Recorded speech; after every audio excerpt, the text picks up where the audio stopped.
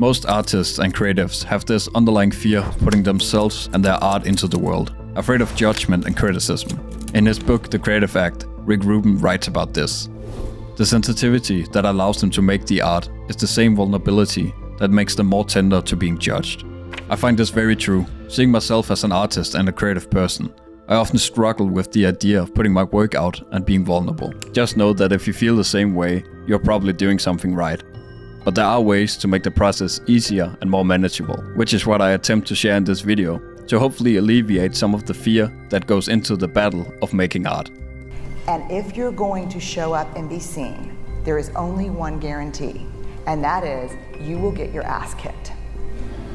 That is the guarantee. That's the only certainty you have. If you're gonna go in the arena and spend any time in there whatsoever, especially if you've committed to creating in your life, you will get your ass kicked. So if we start from the position that we will get our asses kicked, what can we do to soften the blow?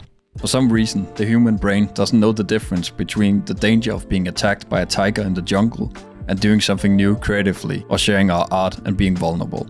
We consciously know the difference, but our brain tricks us into believing that we are in danger, when in fact we might just be doing something new and something that's out of our comfort zone.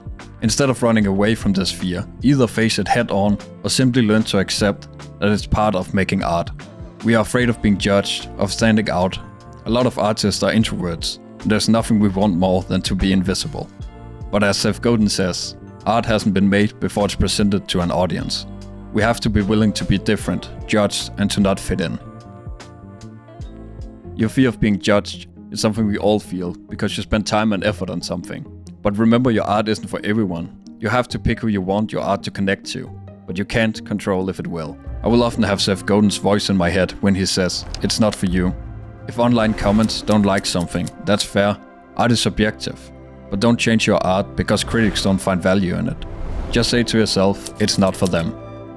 And that doesn't mean we should become arrogant and feed our ego with the notion that our art is perfect as it is. We should still continue to strive to be better at our craft. Maybe what you're afraid of is failure. That if your art is put out and it doesn't get any response, you have failed. The arena might be where your art is presented, but the work is done in the dark below the arena. Most of our time as artists are spent here. That's what we can control. We can't control how people will receive our performance or our art. We can only control the effort we put into making it. The only way to get past this fear is to determine what failure is. And to me, failure is not showing up in the arena. Whatever you do, continue to show up. There are no guarantees that you will succeed. It wouldn't be art if there was. If you are truly a creative person, I don't think you have a choice. We will be miserable if we don't work on creative projects. If I'm in a period where I'm working on soulless client projects and don't find time to do something creative I'm passionate about, I will get depressed and lose my motivation for everything. Creating art is not up for debate. I show up for myself, for my sanity, and I show my work to the public because that's what artists does. I think Rick Rubin nailed it when he said, "Still, many continue to share their work and risk criticism in spite of this. It's as if they have no other choice. Being an artist is who they are, and they are made whole through self-expression." When the fear creeps up in you, listen to it. It will often be a sign that you are on the right path, that you are doing something daring, something new, and something that you are scared of. And for exactly those reasons, you should keep going.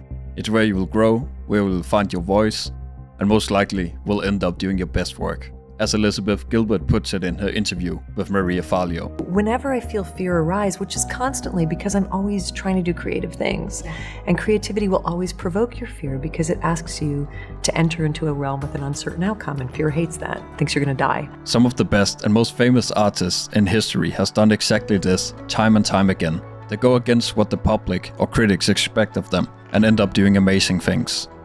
Take the French painter Matisse. At some point in his career, he began to use a different technique than what was accepted at the time. On top of that, he used extremely vibrant colors and simplified objects and the human figure. He was criticized at length when he put out what now is one of his most famous paintings called The Dance in 1910.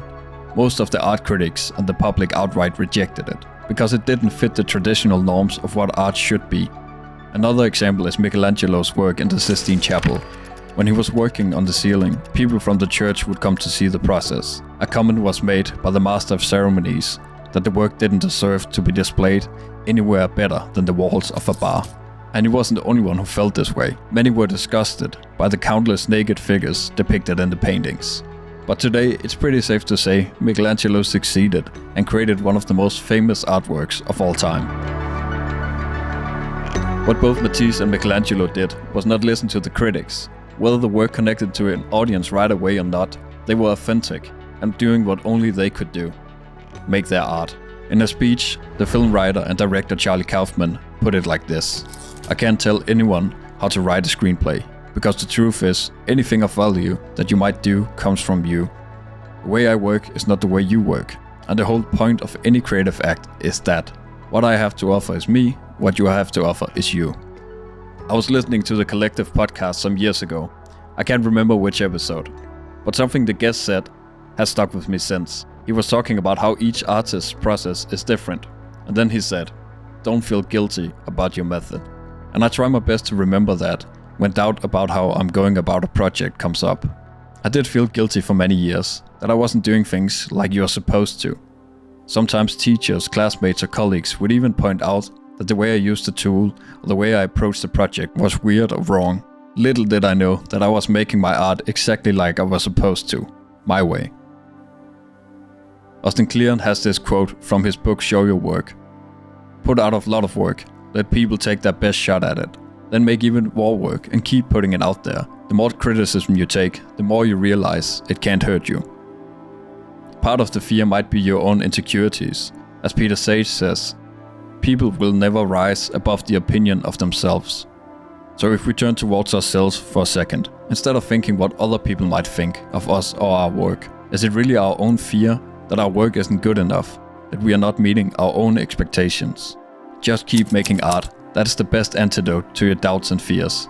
At first, all the thoughts and fears of what people might say, the criticism you can already hear in your head, will be loud.